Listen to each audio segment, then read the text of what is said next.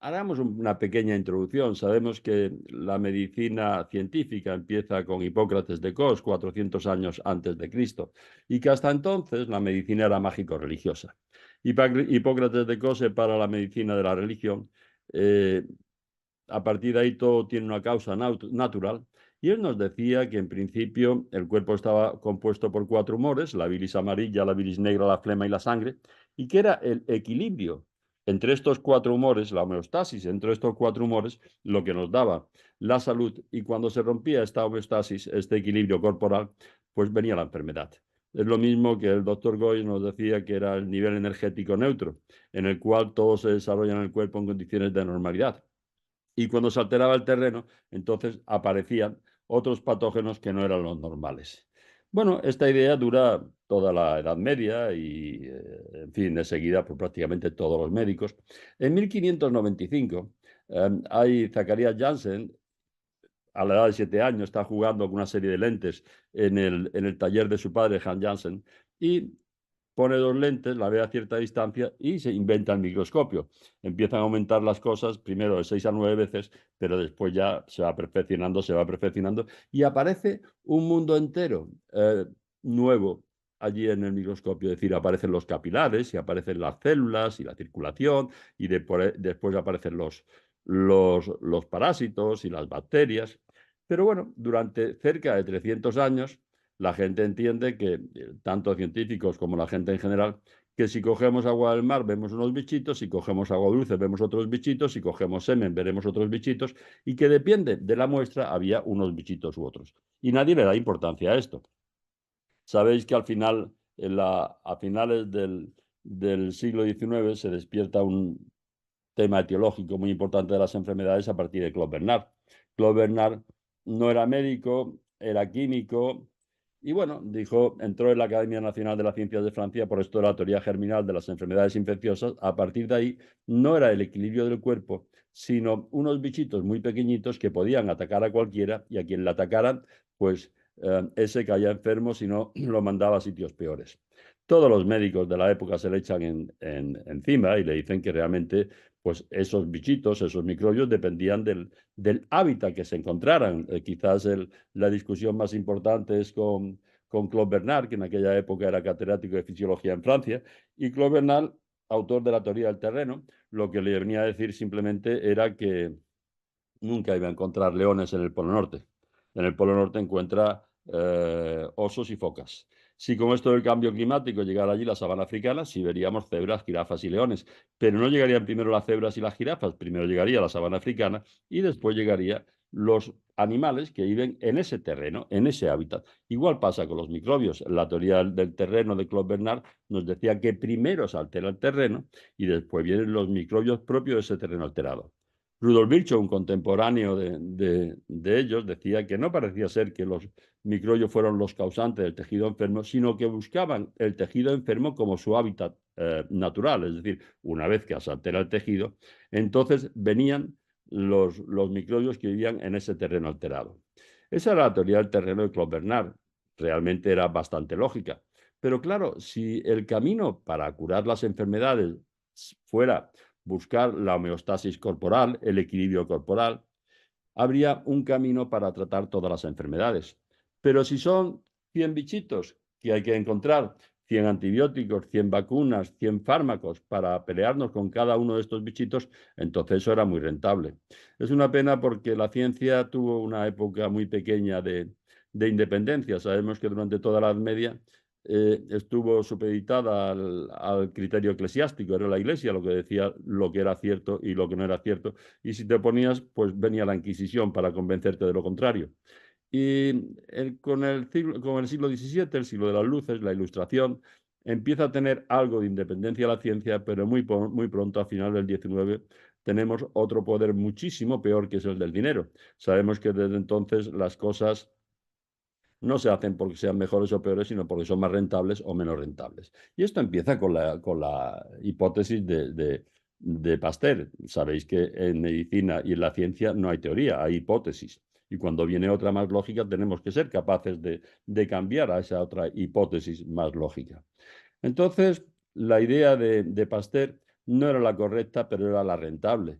Y entonces, bueno, a partir de ahí la medicina ha evolucionado de una manera que realmente, por resumirlo de alguna manera, me decía la catedrática de farmacología de la Autónoma de Barcelona hace ya algunos años, que el único tratamiento que teníamos que iba contra la causa de la enfermedad eran los antibióticos, porque todo lo demás no sabíamos realmente el por qué se producía, entonces nada más que podíamos tratar síntomas. Y la medicina actual es sintomática, principalmente lo que nos va a tratar son síntomas, pero las enfermedades son de origen desconocido para la medicina alópata. ¿Por qué se ha producido un quiste? Pues porque te ha tocado. ¿Y por qué tienes una tiroiditis? Porque te ha tocado. ¿Y por qué tienes una úlcera gástrica? Porque te ha tocado. No, eso es porque fumas mucho. Mire usted, yo no fumo. Realmente, con esta medicina sintomática, todo es de origen desconocido. Claude Bernard nos venía a decir también que fue el primero que dijo que el pH era el secreto de la salud, esa concentración de hidrógenos y oxirilos. Lo que ocurre es que en aquella época de Claude Bernard, 1880, no se sabía realmente el por qué esto del pH, es decir, se sabía que había soluciones ácidas, muy ácidas, neutras, básicas o muy básicas, pero no se sabía realmente nada más. Hay que esperar veintitantos años para que Sorensen en el laboratorio de la cervecería Carlsberg, ya nos diera una definición un poquito más clara de lo que era el pH. La inversa, el logaritmo de base 10 de la concentración de iones de hidrógeno. Como es la inversa, si hay muchos hidrogeniones será muy bajo, y si hay pocos hidrogeniones y muchos oxígenos será muy alto. Y nos dio una escala del 1 al 14. Bueno, volvíamos a decir lo mismo, y volvía a decirle todos los médicos lo mismo, que era ese equilibrio entre hidrogeniones y oxirilos, ese pH 7, el que nos daba la salud. Es curioso que, por ejemplo, dentro de las células tenemos un pH de 7,0 y fuera de las células tenemos un pH de 7,2 a 7,4. En la sangre un pH de 7,34, es decir, es un pH muy exacto el que tenemos dentro del cuerpo. Modificaciones de esos grupos ácidos y de esos grupos alcalinos sí nos alterarían el terreno y podrían hacer que vinieran otros microbios que no son los habituales. Eh, Hombre, los microbios, por decirlo de alguna manera, las bacterias aparecieron en la Tierra hace 3.500 millones de años.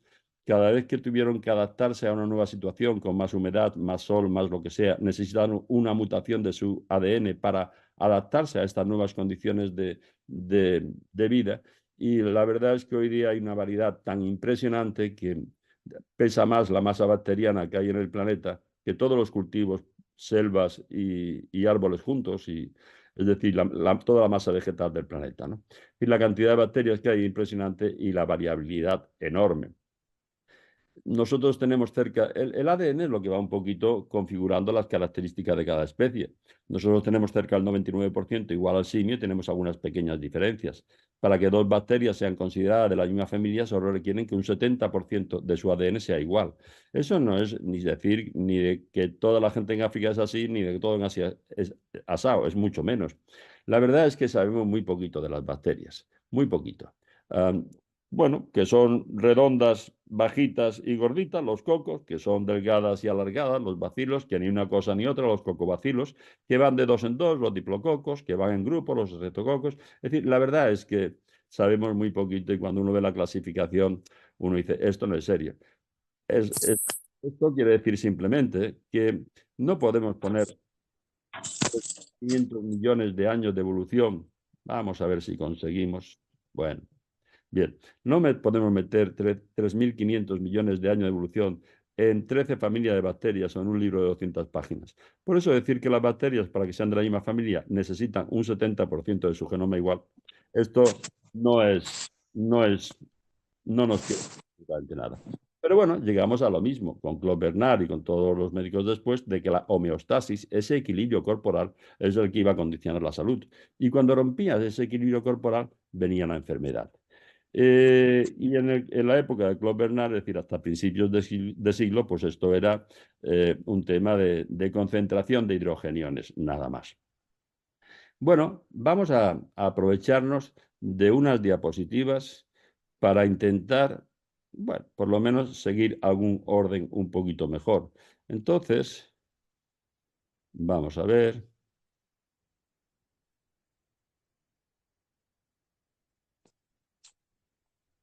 Ujú.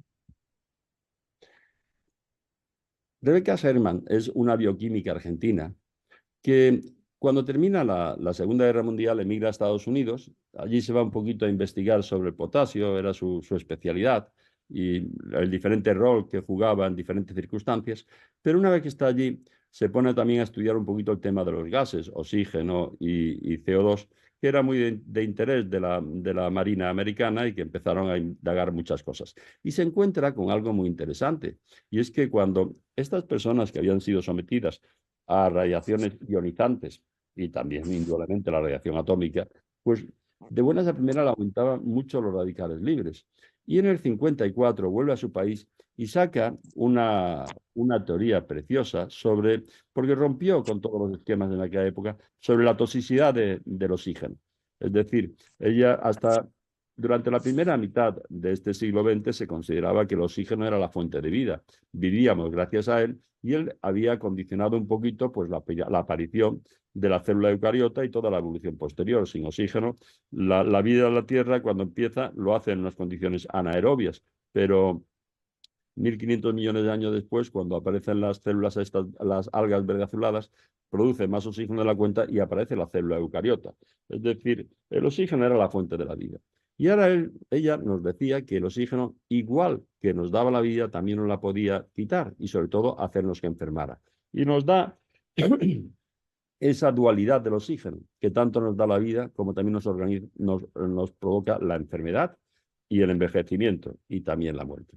Esta es una teoría que rompió muchos paradigmas de aquella época, pero claro, en principio ella nos venía a decir un poquito que la teoría de Herrmann confirmaba la teoría de la toxicidad del oxígeno de Rebecca Herrmann, lo que confirmaba, ya lo veremos ahora, es la misma idea de Claude Bernard, de la homeostasis interna y de Hipócrates, exactamente igual. Es decir, teníamos unas formas del oxígeno que eran los radicales libres.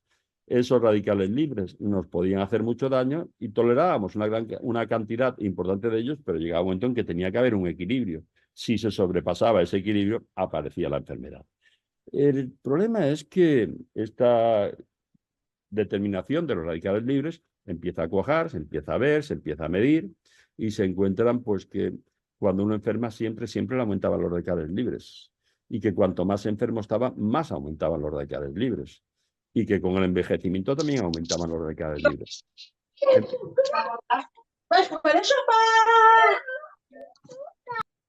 Vamos a ver, perfecto, perdón. Y entonces parece ser que realmente se empieza a confirmar la teoría de Rebecca Herrmann y empieza a tener mucho auge. Hay otra persona, Dejan Harman, este es un geriatra de Nebraska que está estudiando el tema del envejecimiento, por qué envejecemos, y de buena primera se encuentra que a medida que vamos envejeciendo, vamos creando también más radicales libres y saca la teoría de los radicales libres del envejecimiento. Es reconocido por la comunidad científica angloamericana como el padre de la teoría de los radicales libres del envejecimiento y del estrés oxidativo que acompañaba a la enfermedad. Da coraje porque realmente la que descubrió todo el tema de los radicales libres y de la posible toxicidad del oxígeno fue Rebecca Herrmann, hasta el punto de que en los 80 es propuesto por ello para el premio Nobel, pero cuando le van a hacer la entrevista, en los 80, 81, 82, ya estaba muy enferma, no pudo asistir y probablemente a esa entrevista no la pudieron seleccionar y por tanto no se lo dieron, pero luego se lo hubiera merecido. Es interesante que Dejan Harman empieza a comprobar esto, que en el envejecimiento aumenta los radicales libres. Ya Rebecca había comprobado que con las enfermedades siempre aumentaban estos radicales libres. Pero Harman empieza a proponer una serie de dietas antioxidantes muy importantes, basadas un poquito en frutas y en verduras crudas y en dieta vegana y tal, para neutralizar esos radicales libres y prolongar la vida y retrasar el envejecimiento. Y se encuentran unos resultados muy pobres. Se encuentra que realmente su teoría es verdad que se aumentaban los radicales libres, pero que dietas que le daban a las personas muy antioxidantes o muy naturales en ese sentido, no conseguían, más que a las personas, a los animales de laboratorio, no conseguían aumentar la vida de los animales de laboratorio. Entonces, poco después, nos dice que en 1972 Harman se planteó la hipótesis de que el verdadero culpable del envejecimiento biológico era la mitocondria. Porque las mitocondrias, que ahora hablaremos un poquito de ellas, son unos corpúsculos que hay dentro de las células responsables de la oxidación de la glucosa y de conseguir esa energía que necesitamos, el ATP. Es curioso porque se comprobó hace poco que las mitocondrias tenían un ADN diferente al nuestro y son unas bacterias que nos colonizaron hace 1.500 millones de años, que gracias a ellas apareció la célula eucariota y son las fábricas en donde se produce la energía de la célula. Esto de la mitocondria, de que hay una, no, en cada célula hay entre 1.000 y 5.000 mitocondrias. Y ya veremos ahora lo que hacen. En los años 90 se confirmó que el 90% de los radicales libres se producían dentro de la mitocondria y que la mayoría libres son producidos por la mitocondria. Es decir, que realmente sacó entonces la teoría del envejecimiento mitocondrial o el envejecimiento por la formación de radicales libres de la mitocondria. Y esto sí ya es importante. Por eso, todos estos antioxidantes que nos daban, si no llegaban tal cual al interior de la célula y sobre todo al interior de la mitocondria, no funcionaban, no hacían nada. Vamos a ver después un poquito que a partir de los 50 entonces se produce una curiosidad muy grande, ya no solamente por la producción de los radicales libres, sino sobre todo cómo neutralizarlos. Y ahí es donde ahora después vamos a ver. Es decir, ¿qué son los radicales libres? Vamos a ver si conseguimos, después nos iremos para arriba. Bueno, estas son las mitocondrias, con las crestas mitocondriales que están dentro de la célula, y ahí se produce el 90% de los radicales libres, de estas especies reactivas del oxígeno. Si queremos ver un poquito qué eran, vamos a ver. ¿Sabías qué son los radicales libres y cómo nos afectan en nuestra piel? Los radicales libres son moléculas inestables que han perdido un electrón a causa de la contaminación, los rayos ultravioleta, el tabaquismo o por mismos procesos que genera nuestro cuerpo. Estas moléculas inestables buscan vigorosamente robar el electrón que han perdido. Así se lo roban a la siguiente molécula y se forma un círculo vicioso de roba de electrones, provocando un daño en la piel en las fibras de colágeno, elastina y a nivel celular, ocasionando envejecimiento prematuro. Esta es radicales libres y estos son las moléculas, los los antioxidantes, que vamos a hablar un poquito más de ello. Yo prefiero, a veces me apoyo en unos vídeos que lo van a explicar en menos tiempo que yo y siempre es interesante. Vamos a ver. Mejor. Pueden resultar dañadas y las consecuencias devastadoras. Perdón. El daño causado por los radicales libres está asociado a muchas enfermedades, tales como enfermedades del corazón, el cáncer y la degeneración macular. Pero también creemos que el daño que los radicales libres causan a las células y los tejidos es una parte fundamental de nuestro proceso de envejecimiento. Envejecemos en parte por la acción de estos radicales libres. Realmente, estas las mitocondrias. En el cuerpo humano existen 5.000 mitocondrias por célula, de 1.000 a 5.000 mitocondrias por célula, unos 500 millones, bueno, una bestialidad. Producen 144 cuatrillones de moléculas de ATP, unos 2 kilogramos al día, pero sobre todo lo que producen es más de 30.000 trillones de radicales libres al día. Y se comprobó que esos radicales libres habría que neutralizarlos de alguna manera porque si no los matarían. Entonces empieza a haber un interés importante en ver cómo podemos neutralizar esos radicales libres. Y se encuentran con que hay dos tipos de neutralizadores de los radicales libres. Por un lado tendríamos los antioxidantes enzimáticos que se producen dentro de la célula, como la superóxido dismutasa, la catalasa y el glutatión. Y por otro lado, los no enzimáticos que vienen de fuera, como la vitamina A y la vitamina E. Resultó que los antioxidantes enzimáticos, los intracelulares, eran muchísimo más importantes que estas vitaminas, porque además no llegaban hasta el interior de la célula. Fijaros que de estos tres, la superóxido dismutasa, las catalasas y el glutatión, cuando se empiezan a indagar y a investigar sobre él, se encuentran que es la molécula más abundante en el cuerpo después del agua. Y esto te da mucho que pensar, porque dices, bueno, en el cuerpo no hay nada que esté de sobra, que esté porque sí. Todo es por algo. Entonces, cuando se encontraron que el glutatión había esa cantidad tan enorme dentro de las células, empezaron a preguntarse si, bueno, realmente, si su función era tan importante y si era tan importante. Desde entonces se le conoce como el antioxidante maestro. El glutatión es el mayor antioxidante enzimático endógeno intracelular del organismo, por lo cual se le conoce como el antioxidante maestro. El cuerpo humano, especialmente el hígado, produce entre 8 y 10 gramos al día de glutatión. una alimentación sana, rica en frutas y verduras crudas, porque se destruye por el calor, puede proporcionar unos 150 miligramos diarios, es decir, 0,15 gramos. El resto de ese glutatión tenemos que producirlo nosotros dentro de las células. Y hay algo que es interesante, y es que el glutatión se produce en los ribosomas, que son las fábricas que tienen las células de fabricar proteínas. Siempre con el sello, la frecuencia y el dictamen de nuestro ADN. Es decir, ese ADN que tenemos en el núcleo, ese ADN que son 6.400 millones de nucleótidos, que hoy día le echamos la culpa de todo y que para mí es la molécula de la creación o del creador, porque no puede venir por la simple evolución de la materia. Es decir, cuando uno va viendo cómo se forma la materia, uno puede llegar hasta las proteínas, que son sustancias realmente complejas, pero desde la proteína hasta el ADN hay un salto cuántico tan bestial que no se puede explicar ya. Es decir, las proteínas están compuestas por unos ladrillos, que son los aminoácidos. El glutatión es una proteína, ahora hablaremos de ello. Y estos aminoácidos, en el caso de la insulina, son 51 aminoácidos. En el de la aloproteína B, que es la que transporta el colesterol, ahí son 4.800 aminoácidos, pero 4.800. El ADN son 6.400 millones. Y además con unas formas, son 2 metros de longitud, metido en un núcleo de la célula que tiene 5 micrómetros y que además en ese núcleo está continuamente formándose y cambiando de forma. Solamente se forman los cromosomas y esa doble hélice de Crick en el momento en que la célula va a dividirse. Después no, después ya se desperdiga otra vez por dentro del núcleo y adquiere formas muy raras, con 3 hebras, con 4, que realmente no sabemos el por qué, ¿no? De ello decir del ADN no sabemos nada. Sabemos que es una molécula tan compleja que no puede venir por la simple evolución de la materia y no puede ser humana.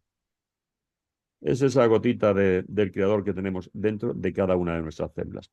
Pero esa cantidad de glutatión que se produce en los ribosomas, en las fábricas donde se hacen las proteínas del cuerpo, resulta que van a la célula, están en la célula, pero que dentro de la mitocondria hay una concentración doble de glutatión que fuera de la mitocondria. ¿Qué quiere decir? Simplemente que en la membrana que rodea la mitocondria hay muchas proteínas transportadoras que meten el glutatión hacia adentro. ¿Por qué? Porque es ahí donde se fabrican los radicales libres y ahí donde tienen que actuar.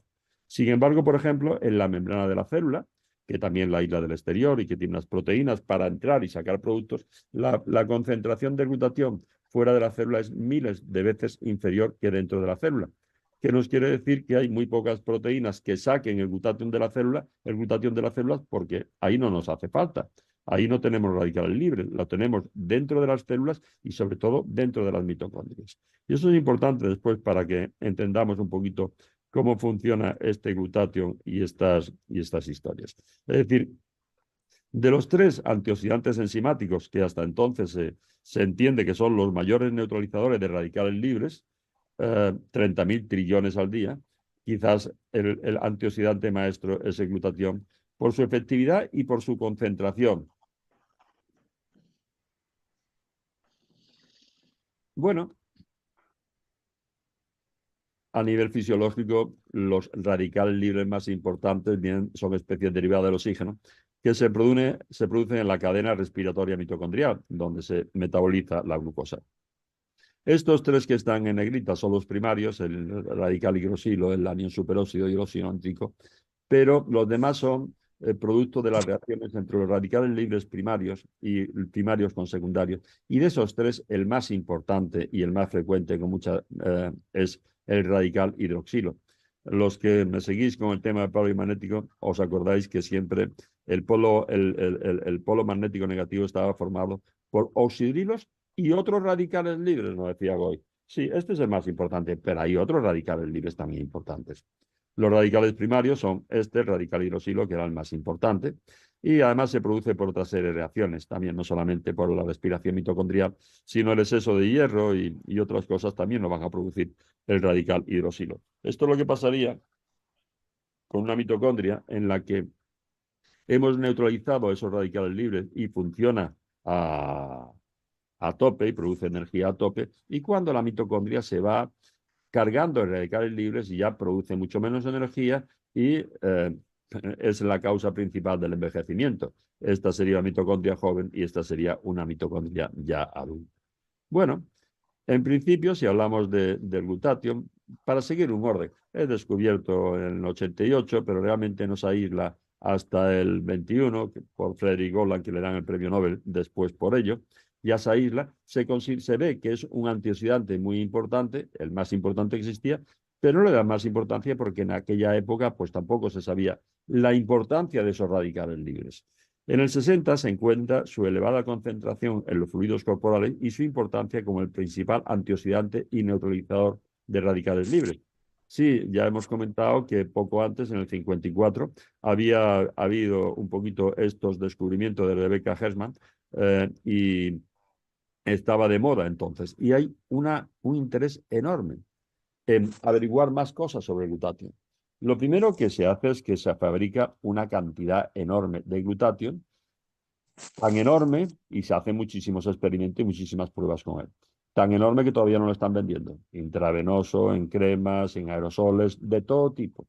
Pero ya hemos comentado que las proteínas que tenemos nosotros en el cuerpo tienen que estar producidas por nuestros ribosomas dentro de nuestras células y con el sello y la frecuencia de nuestro ADN.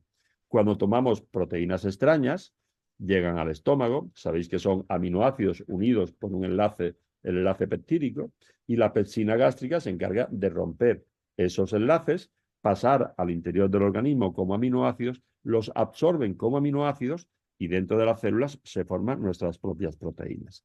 Cuando tenemos que tolerar proteínas extrañas, por un trasplante de hígado, un trasplante de riñón, de médula, estamos condenados a tomar inmunosupresores de por vida, porque nuestro sistema inmunológico las rechaza y las destruye.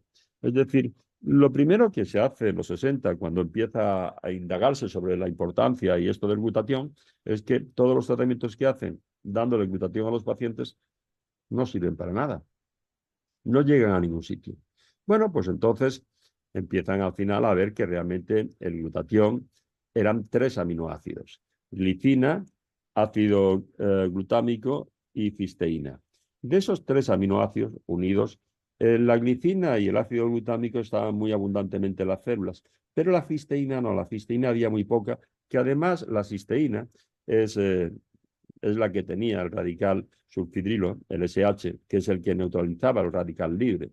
Estos compuestos que tienen ese radical sulfhidrilo son conocidos como mercaptanos, que vienen del latín captadores de mercurio, porque son los mayores quelantes de metales pesados, no solamente del mercurio, sino de todos los metales pesados.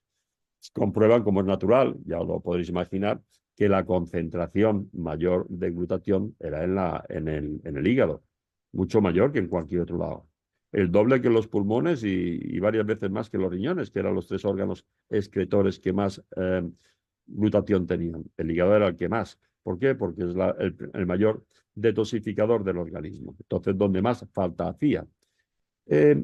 Cuando empiezan a darle, entonces deciden no darle glutatión. Lo que pasa es que el glutatión ya hemos comentado que se había fabricado tanto que todavía no lo están vendiendo. Entonces deciden no darle glutatión, sino darle este aminoácido, la cisteína, que parecía ser que era la que condicionaba esa formación de glutatión dentro de las células. Y se encuentran lo mismo, que dan una cantidad muy importante de cisteína y no la encuentran en la sangre. Empiezan a pensar que la cisteína puede ser tóxica para el cuerpo, que el cuerpo la destruye, y se llevan así un tiempo. Después encuentran que no, que lo que ocurría es que la cisteína, que es un aminoácido muy pequeñito, para transportarse por la sangre, necesitaba otra proteína que le sirviera pues, de vehículo transportador. Y entonces por eso no se encontraba la cisteína aislada. Pero incluso con estas proteínas que transportaban a la cisteína, llegaba en poca concentración a las células. Bueno, se sigue indagando, se sigue investigando, se realiza una gran cantidad de estudios y terapias para aumentar el glutatión mediante la administración intravenosa, broncoalveolar, oral, cutánea. No servía para nada. Es decir, en PubMed tenían cerca de 180.000 resultados cuando vemos estas investigaciones sobre la forma de administrar el glutatión. No servían para nada. No es que se sigue investigando, pero no llegaban. En los 70, ya pasando los 60, en los 70, 73, 74, hay dos investigadores del McGill University Center de Montreal, quizás el centro sanitario más grande de Canadá, donde están investigando sobre una serie de alimentos que pudieran estimular el sistema inmunológico de una serie de animales. Bueno, llega un día que reciben una partida de suero de leche, que es el agua que queda por encima de la mantequilla o del queso cuando cuaja, y que los franceses pues les sobraban, la tiraban al río, contaminaban esto, contaminaban lo otro, y entonces se le ocurre mandarle una partida para allá a ver si veían si esto podía servir para algo. Es verdad que los mayores descubrimientos siempre son casualidades, pero es verdad que esas casualidades te tienen que encontrar trabajando. Si estás fuera, no ocurren.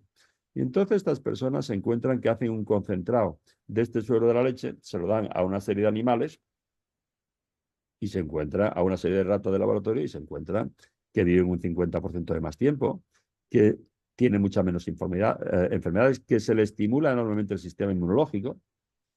Y entonces, bueno, aquí ha sonado un disparo. Piden más cantidad de este suero y ahora con el siguiente hacen el mismo preparado, se lo ponen a otros animales y no ocurre absolutamente nada. Empiezan a indagar y claro, es que esta segunda partida de suero que reciben era de leche pasteurizada, leche que había sido calentada y el calor destruía siempre la cisteína. Con lo cual vuelven a probar con el mismo producto pero sin calentar y empiezan cada vez a afinar un poquito más en ello. Es interesante, es muy interesante ese descubrimiento. Es decir, en el 78, Gustavo Bonús y Patricia Concha, comienza la investigación sobre el glutatión en el Hospital McGill University en un concentrado de suero lácteo.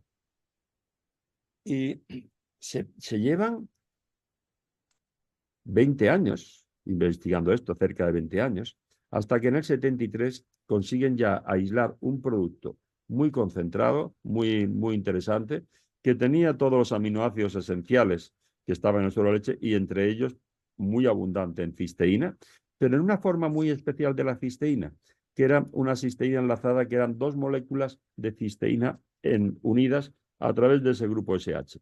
Era un disulfuro de cisteína. Y empiezan a dárselo, empiezan a dárselo a los animales otra vez, consiguen muy buenos resultados y en el 93 patentan un material bioactivo sobre el glutatión que se llama Inmunocal. A mí esto me ha dolido porque llevo 28 años trabajando con ozono, dedicándome a neutralizar radicales libres y el estado redox del organismo, a tratar muchas enfermedades con esto.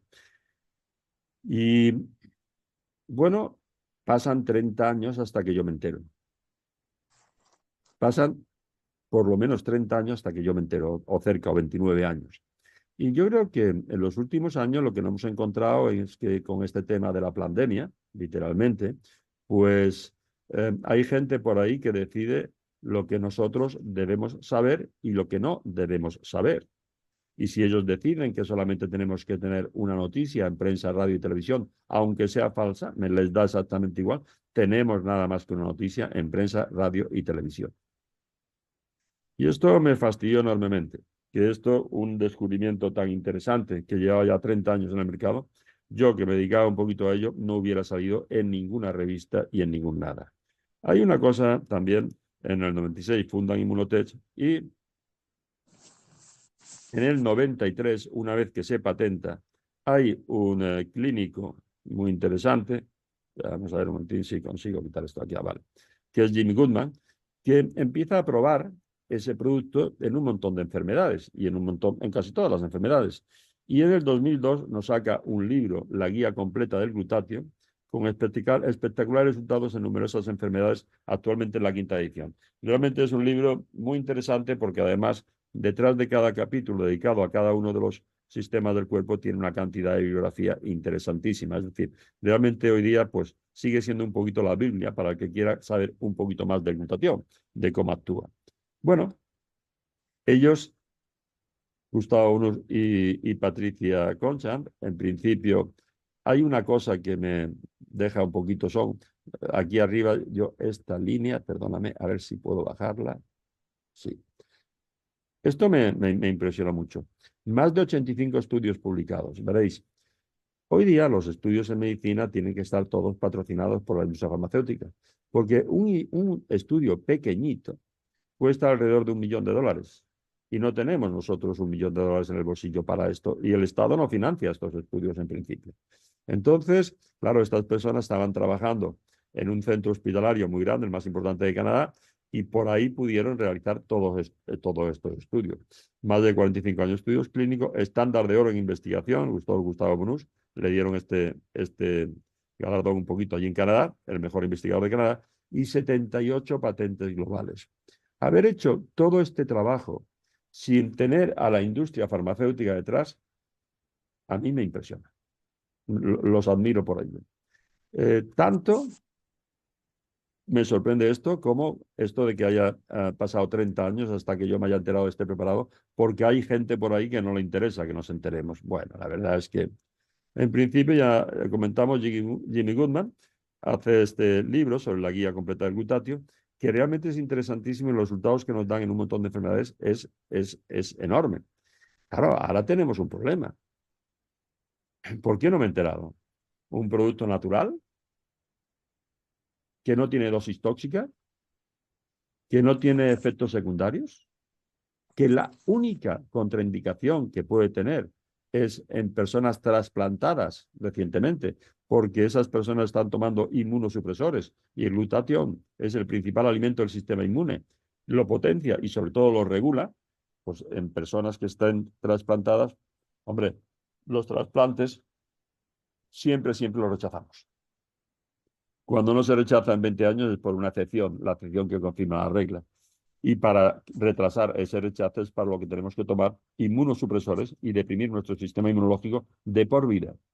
Entonces, en estos casos, un poquito, sí, tengamos cuidado con Inmunocal, pero en el resto de los casos, los resultados que presentan en todas las enfermedades eran excelentes. ¿Y cómo lo hacen? Porque está claro que tenían vetado la distribución a través de los canales normales de la industria farmacéutica, que son comerciales, farmacias, hospitales, médicos, simposium, congresos, reuniones, colegios, revistas, etcétera, etcétera, etcétera. Ese camino lo tenían vetado. Entonces, ¿cómo dan a conocer esto? Pues muy fácil, con el boca a oído. Y con el boca a oído hay un CEO, Mauricio Domenzani, que se hace cargo de la empresa y la verdad es que está consiguiendo una expansión maravillosa. Pero el boca a oído es la mejor publicidad que existe, pero la más lenta. Es decir, empiezan primero en Canadá, entonces crece muchísimo en Canadá. De Canadá pasan a Estados Unidos y crece muchísimo en Estados Unidos. Después, como Mauricio es mexicano y le tiraba la tierra, normal, pues llega en primer lugar a México y ya a Centroamérica, República Dominicana, Guatemala, Colombia, Ecuador, Perú. Hace 4 años llega a Europa, pero con esto de que nos tuvieron 2 años encerrados, pues realmente fue hace 2 años, 2 años y pico, que empezamos a enterarnos de esto, con el boca a oído. Ahí me lo comenta una alumna, Susana, que siempre le estaré agradecido, y también mi mujer, me obligan a tomarlo a principios del año pasado. Yo le digo, otra vez os han engañado, otro producto más. Comprenderéis que ya llevo 48 años de médico y ya me han engañado con tantas cosas que ya me creía muy poco. Tardo 2 o 3 meses en decir, esto es muy bueno, este producto es muy bueno. Tardo 1 mes o 2 meses más en estudiar un poquito de qué iba, ver algunos artículos, convencerme de ello, probarlo con algunos pacientes, ver resultados espectaculares y a principios de septiembre de este año decido empezar a colaborar y empezar a prescribir el fármaco de una manera ya y a promocionarlo. No es un fármaco, perdón, este producto natural. Es un producto natural con una calidad de producción farmacéutica, pero es natural, es completamente natural. Bueno, cuando llega a Europa, llega al Reino Unido, a Irlanda, a España, a Portugal y a Italia. Ahora nos dicen que muy probablemente en pocos meses llegue a Alemania, Francia, Suiza, Austria, es decir, 3 o 4 países de golpe y hasta ahora iba creciendo de 1 a 1, de 2 en 2, va creciendo cada vez más. Cada vez que llega a un país en poco tiempo, bueno, tiene un éxito más que interesante, más que interesante. Pero realmente la única posibilidad que tiene es el boca a oído. ¿Y cómo lo consiguen con el boca a oído? Bueno, es muy fácil. En principio, ellos te dicen, si tú consumes el producto y no se lo cuentas a nadie, cuando veas lo bueno que es, yo gano dinero, pero no crezco. Pero si tú cuando consumes el producto y ves lo bueno que es y lo compruebas, se lo cuentas a más personas, yo gano dinero y crezco. Y entonces establece un plan de compensación para este boca-oído muy interesante también. Pero el producto es muy bueno y desde luego es que si no invierte en ese plan de compensación, no lo saca adelante. Eso hace que el 60 o el 70% de los pacientes míos que toman el producto les sale gratis e incluso le ganan dinero. Y hay un 30% o un 40% que te dicen, mira, yo tengo mucho dinero, a mí no me hace falta comentárselo a nadie, así que muy bien, me parece maravilloso. Es decir, paga el producto eh, a su precio y hay un montón de gente que lo consume gratis, incluso ganando dinero gracias a esas personas que tienen más dinero y que no les da la real gana de promocionarlos. Eh, yo la verdad es que basta que la industria farmacéutica no le interese, como ya tenga un interés especial en su promoción. Pero no es esto, es que el producto realmente es muy bueno, es muy interesante.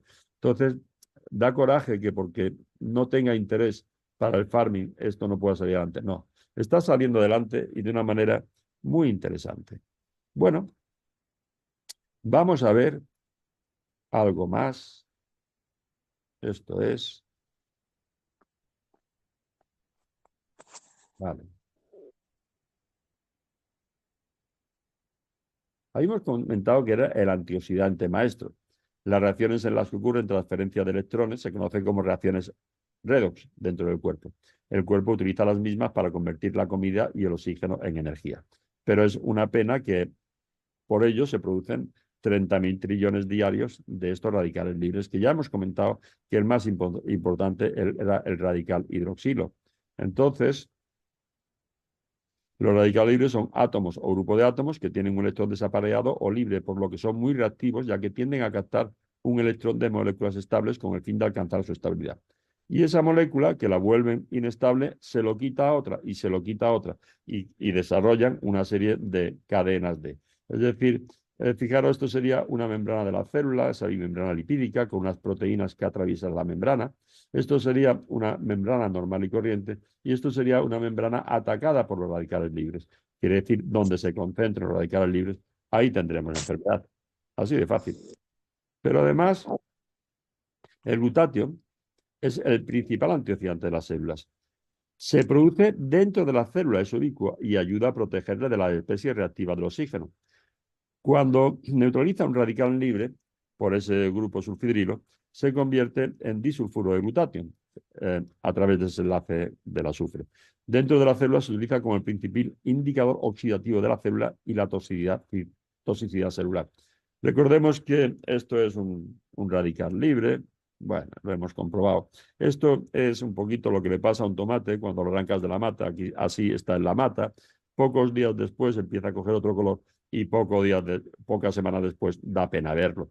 Es simplemente por el ataque de los radicales libres, pero exactamente igual pasa en las células. Es un buen símil para decirnos lo que está pasando en las células. De manera que decía Rudolf Virchow, que, autor de la teoría celular, que las enfermedades empezaban en las células, y es verdad. Y afortunadamente hay una enzima, la glutatión reductasa, que pasa ese glutatión oxidado, el disulfuro de glutatión, al glutatión reducido, al glutatión normal, que es el que va a neutralizar los radicales libres.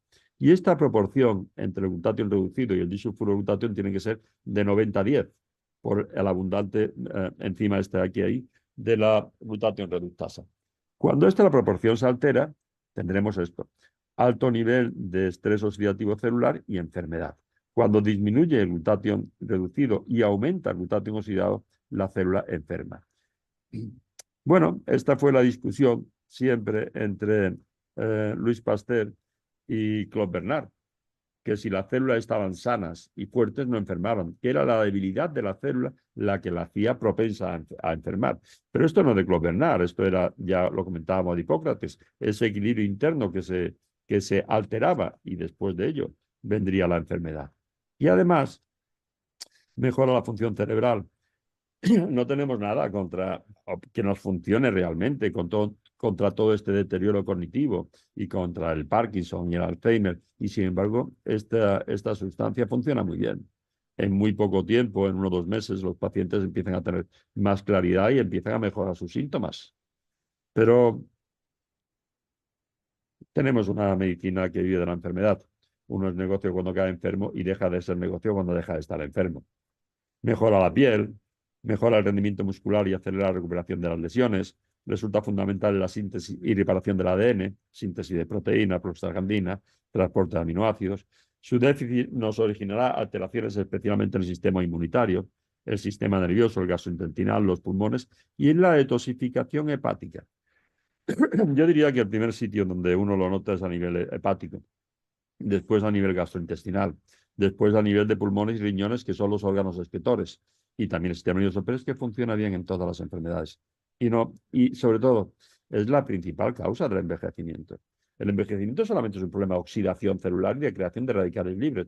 Ya hemos comentado que con los años va aumentando esa cantidad de radicales libres y que por eso con los años tendemos a enfermar más. Es así. Tenemos unas cosas que son los antioxidantes, de los cuales hay que destacar el glutatión como el antioxidante maestro y la molécula más abundante que hay en el cuerpo después del agua, y tenemos unos radicales libres que son los prooxidantes. Cuando este equilibrio se altera, tendremos los daños oxidativos y la enfermedad. Daños oxidativos y enfermedad. Así. Y cuando aumentamos los antioxidantes y neutralizamos esa cantidad de radicales libres, tendremos la salud.